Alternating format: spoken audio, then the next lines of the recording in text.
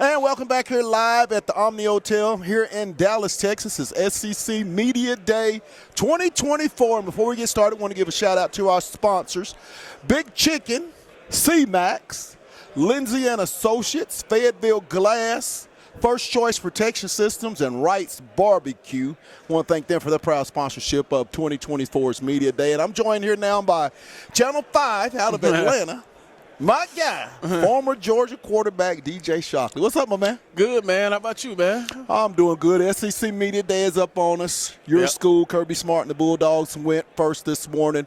DJ, what did you take from Kirby and what you heard from the players? You know what? It's great to hear Kirby speak. I get a chance to be around him a lot, so seeing him in this environment is as true as he will be. But I think the thing that you understand about Kirby is that, you know, we were just talking about before we came on how crazy the schedule is, adding Texas and Oklahoma to it. Right. But the one thing that he has always stressed since day one, since I've known him, is you come to University of Georgia to play in games like that. You come to go and play Alabama and Texas and start a year with Clemson. Right. You want to play in some of the top games in the country. And I think he stressed that today is, you know, when you come to Georgia, you expect to play these big games, but you also their mantra, which is assume nothing, because everybody expects and assumes that Georgia will be really good this year. But his job has been to keep everybody on their even playing field, say we got to work for everything. What you did in the past, going 41-1 at home don't matter. You got to go out and you got to prove yourself every week, and I think that's a great thing about the culture and some of the things he talked about earlier today. The thing I want to talk to you about is Carson Beck, a position that you know quite a bit, having been a former quarterback at the University of Georgia. Him coming off of replacing Stetson Bennett, you know, the kind of year he had last year. What are you expecting from Carson going into this season? I expect him to take the next step. And you think about he threw for 3,900 yards, and now you come into this season, and he's got all the hype. Right. He's got all the Heisman hopeful. He's got, hey, can Georgia go back to another national championship? But I expect him to continue to take that next step, continue to get better, and continue to be one of the guys that leads this program to where ultimately Kirby Smart expects it to be, which is playing for a national championship every year. And Carson, being around him as much as I can. The crazy thing about it is I was around Carson when he was the backup, and he was standing on the sideline. He's watching Stetson, and he's calling stuff out, and him wanting to be involved in it. Now he's had the opportunity to have a year in his belt and understand what it takes to be great in this league, and there's nothing like playing. And as we know, this is a tough league to play. You got to bring it every single week, but I think his leadership off the field is what's kind of propelling him to be the next level guy, is, you know, doing the small things in the offseason, getting guys together off the field to go meet or watch film or just hang out. That's the next step for him, because everything on the field, he has all those attributes going to help him be a great guy, great quarterback. But now it's just about what he does off the field to bring it all together.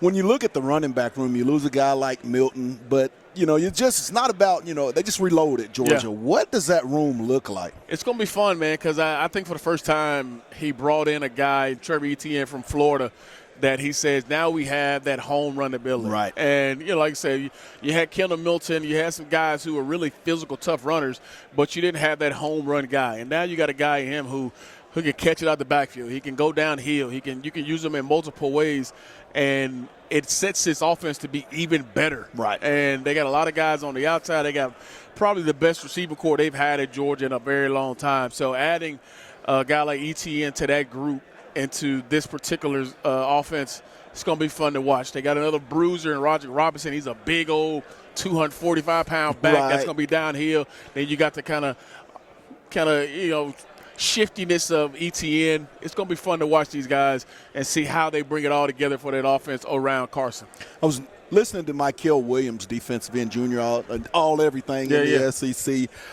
Defensively, how good could this team be? That's a great question, too, because this is a defense that over the last couple of years you haven't had the Jalen Carters or the Jordan Davises of the world, that you have the big names up front that demand that kind of attention. You've had some really good players on the back end, but this is a defense that has a lot of guys who have been kind of the backups over the last few years and now stepping into this main role of being the guy.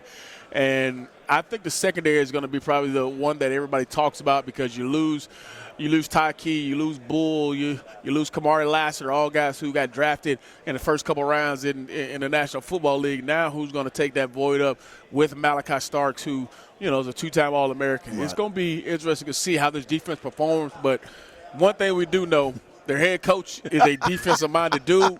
And guess what? He's going to make sure that defense is ready to rock and roll. One thing I know, DJ, that's surfacing throughout college football, real heavy, NIL, which is not when you were there. Yeah. Talk about the NIL and what's the pros and cons about that? It's a different world, man. I'll be honest. I mean, it's a different world, but I think it's something that's been beneficial for the kids. I think for a long time we've known how much the NCAA and college football makes off these kids. Right. And how big business is. I mean, you just look at how much the coaches are paid. You look at, all the revenue that comes around with the TV money and jersey sales and everything that comes into it.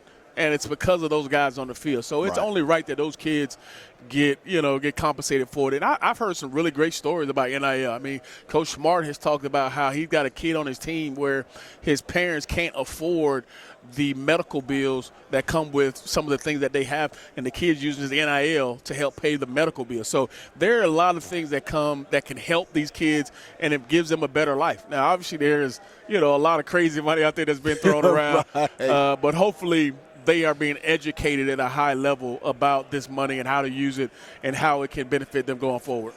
When you look at the SEC, two new teams as this week we embark on Texas and Oklahoma, making up 15 and 16.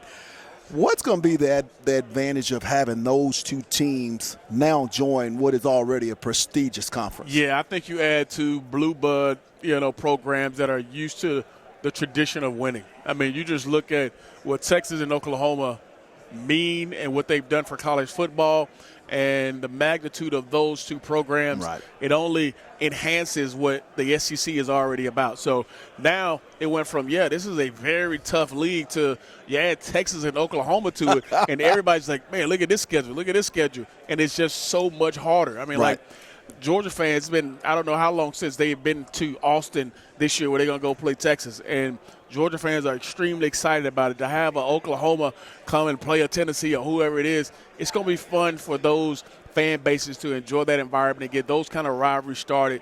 So I'm looking forward to it. I know the fans are looking forward to it. And Texas and Oklahoma fans are really going to be excited, I think, when they get to go to Auburn where, they get to see the eagle fly around and it gets crazy, or go to South Carolina or, play in Death Valley and LSU. Like, it's going to be crazy for those schools to understand, like, okay, well, I see why it's so tough week in and week out to play in this league.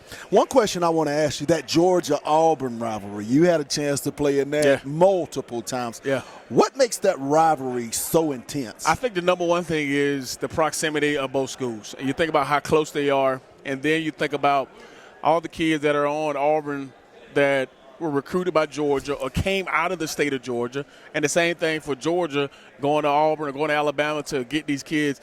Everybody played against each other growing up, so everybody knows each other, and then the proximity of it, and then just the rich rivalry of it. I mean, it's got its own deep South's oldest rivalry named for a reason, and you understand the magnitude of that game. And I remember when I played every year, we played them towards the end of the year, and usually if you won that game, you're probably going to go to the SEC championship. So it had so many major magnitudes of what happens to this game.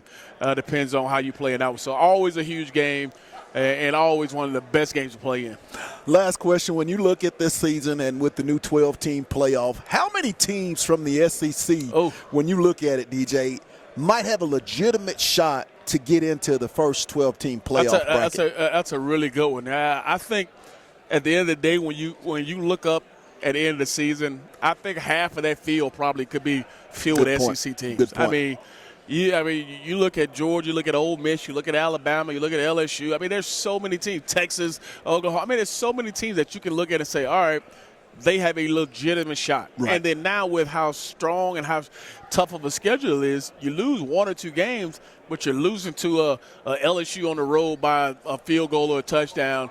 That's going to give you some some prudence that, hey, that's a tough place to go in and play. Right. So I think they're going to get a lot of credit for the strength of schedule and the games you're playing. So you look up and you may have one or two teams there that have lost a couple games, but they're still going to be in the top 12 going into that playoff. Well, DJ, we want that. He still looks like he can play the game at a very high level. I mean, if I had a football team, he'd be my quarterback. We want to thank DJ for coming on. Hey, it's On the Hill Media at SEC Media Day. We'll be back.